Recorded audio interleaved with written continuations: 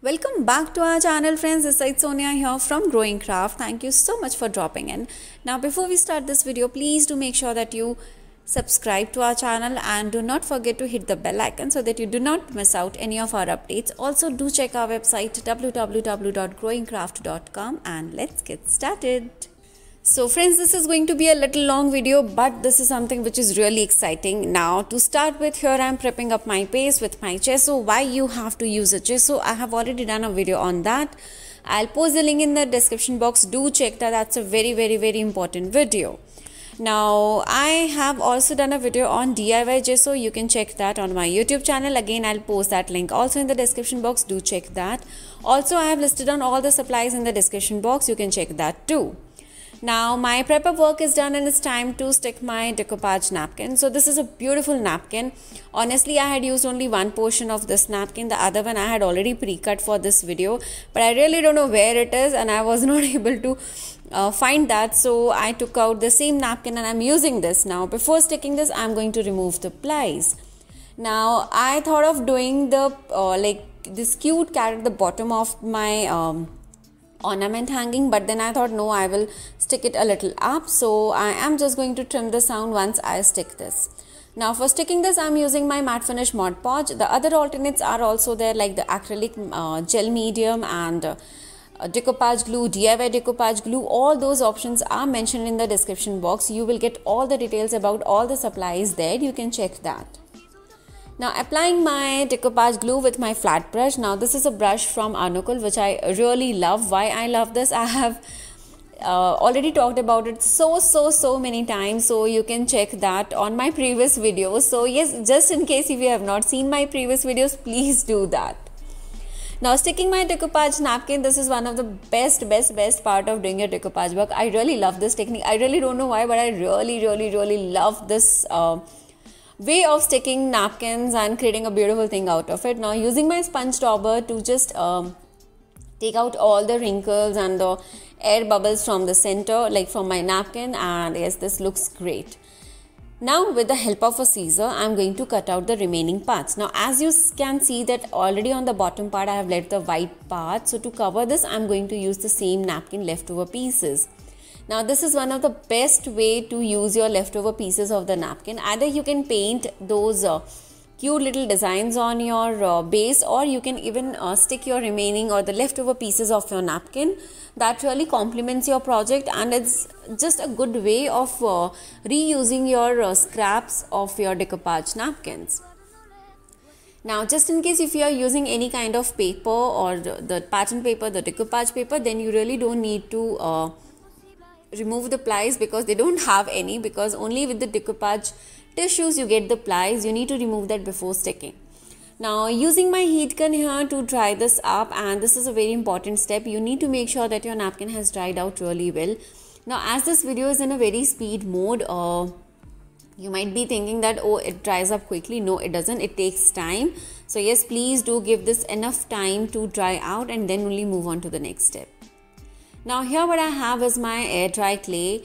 I have worked with 2-3 different qualities of clay, and this is something which I really liked and I highly recommend this one. So if you are in India, I have posted the links for you guys in a separate list, and for all the international people I have listed the links in the separate link section, so please do check accordingly.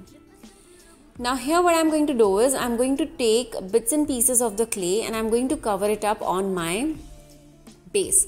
Now how you have to do is, this is a really important technique. You just take a small piece of clay approximately to the size of the design what you are covering up.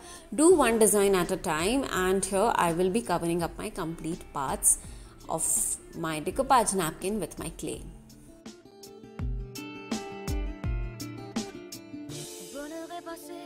À deux doigts de nos lèvres, deux doigts si fins que j'ai presque pu le goûter, le bonheur à sculpter de son ciseau d'enfer, des souvenirs impossibles à effacer. Le bonheur est passé à deux doigts de nos lèvres, deux doigts si fins que j'ai presque pu le goûter, le bonheur à sculpter de son ciseau d'enfer, des souvenirs impossibles à effacer. Que j'ai presque pu le goûter.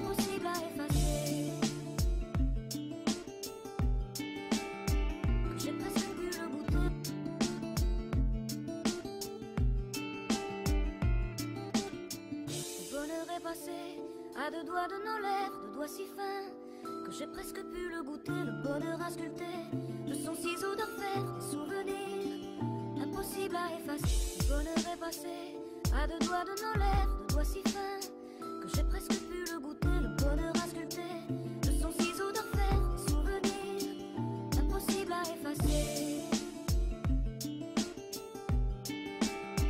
Que j'ai presque pu le goûter.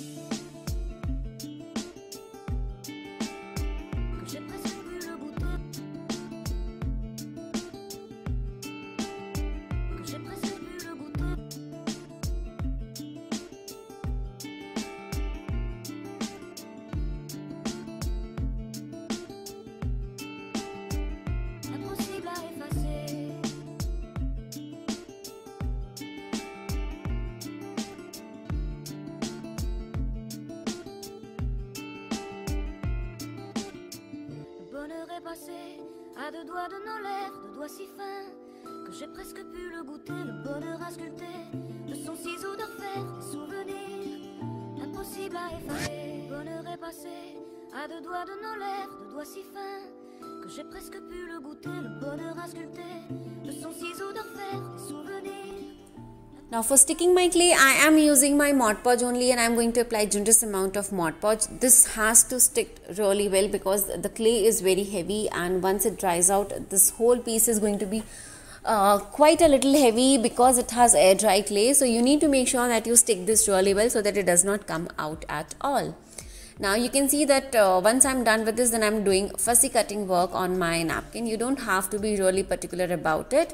Just a bit of fussy cut work and you are so good to go.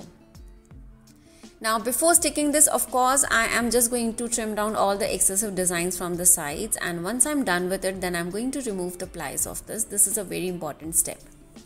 Now either you can have the complete design with the clay work, the 3D work, or you can just check out the any of the parts and do the remaining 3D work on the remaining parts of your design. It's completely your choice how you want the look and feel.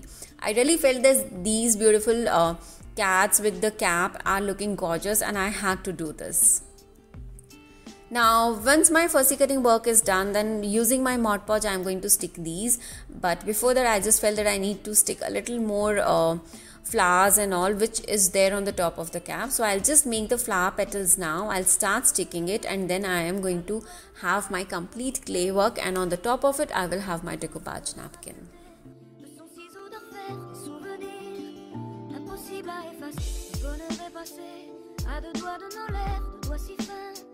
J'ai presque pu le goûter, le bonheur à sculpter, de son ciseau d'orfèvre, des souvenirs impossibles à effacer.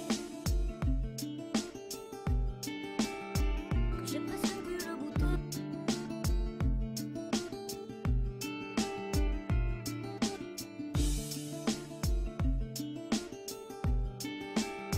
Que j'ai presque pu le goûter. Que j'ai presque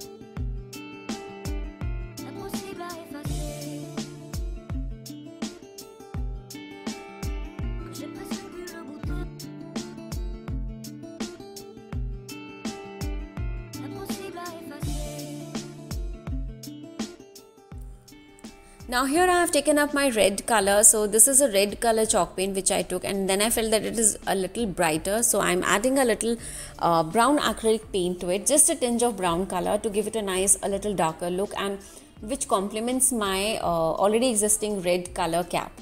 So I am using a round brush to cover it up, and I'm going to make sure that I cover this up on all the edges and the corners of my clay work, because when you see it from the sides, it should cover up really well.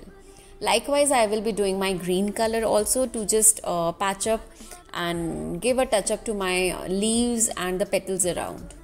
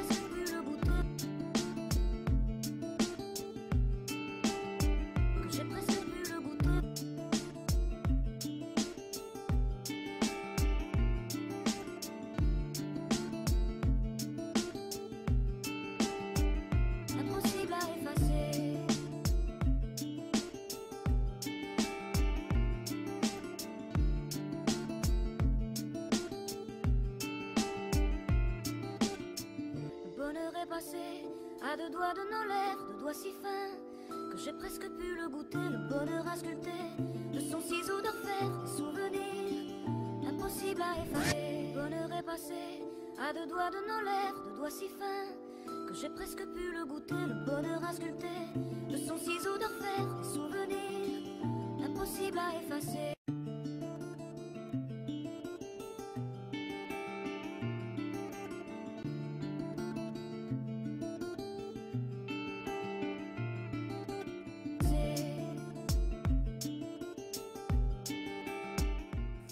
So my clay work is done, it's still drying, but I can definitely remove the excessive paper from the sides. Now honestly, on the sides I did not do any work because it had a very tinge wooden color and the white color, the brush up work, and I really like that. So that's the reason I'm not removing or painting my sides, but if you want, you can definitely highlight the sides too.